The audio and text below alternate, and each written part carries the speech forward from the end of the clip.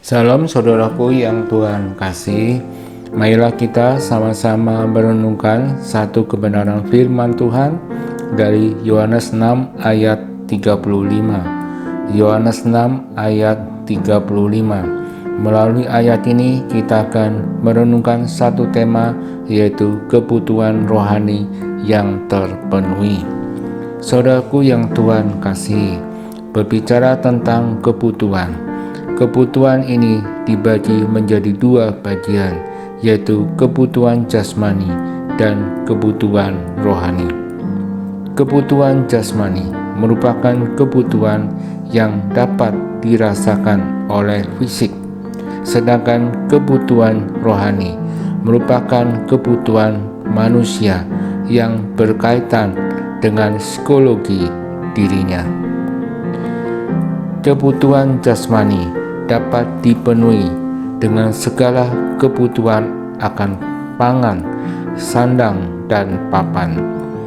Hal ini dinyatakan ketika semua kebutuhan itu terpenuhi, maka kondisi jasmani akan sehat. Demikian juga sebaliknya, jika kebutuhan itu tidak terpenuhi, maka kondisi manusia akan menurun. Di samping kebutuhan jasmani, kita harus menyadari bahwa hidup kita memiliki kebutuhan rohani. Orang yang telah tercukupi secara jasmani belum tentu kehidupan rohaniannya tercukupi. Saudaraku yang Tuhan kasih, ketika kita melihat ayat ini, kita akan mengetahui bahwa Tuhan Yesus tidak mengabaikan kebutuhan jasmani manusia. Bagaimana kita dapat mengetahui hal ini? Ketika Tuhan Yesus melihat orang banyak yang sedang lapar, Tuhan Yesus memberi mereka makan. Tuhan Yesus memberikan mereka makan dengan 5 roti dan 2 ikan yang dipersembahkan seorang anak.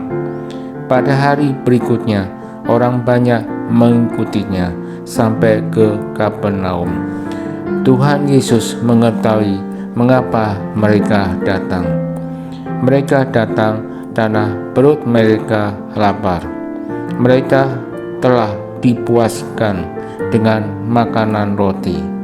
Hal ini dikatakan bahwa manusia perlu makan untuk hidup, tetapi manusia tidak hidup untuk makan. Saudaraku yang Tuhan kasih, ketika kita berbicara mengenai roti hidup, apa yang dimaksud dengan roti hidup? Roti hidup merupakan diri dari Tuhan Yesus sendiri, yaitu tubuhnya yang disalibkan untuk keselamatan dunia. Bagaimana dengan orang yang menerima roti hidup? Mereka memiliki hidup yang kekal. Melalui firman Tuhan pada hari ini, Yesus mengajarkan kepada kita bagaimana caranya menerima roti hidup. Yang pertama, percaya kepadanya. Yang kedua, melalui iman. Sebab roti hidup hanya diperoleh bukan dengan usaha, melainkan dengan iman. Saudaraku yang Tuhan kasih, bagaimana dengan kehidupan kita saat ini? Banyak orang pada saat ini masih belum menerima Tuhan Yesus. Inilah yang menjadi tantangan bagi kita semua. Lalu apa yang dapat kita simpulkan dari firman Tuhan ini? Hal ini kita belajar bahwa Yesus adalah roti hidup yang dapat memenuhi segala kebutuhan rohani kita. Maka dari itu kita membagikan dan memberitakan firman-Nya. Dia akan mengerjakan bagiannya. Kiranya Tuhan memberkati kita. Amin.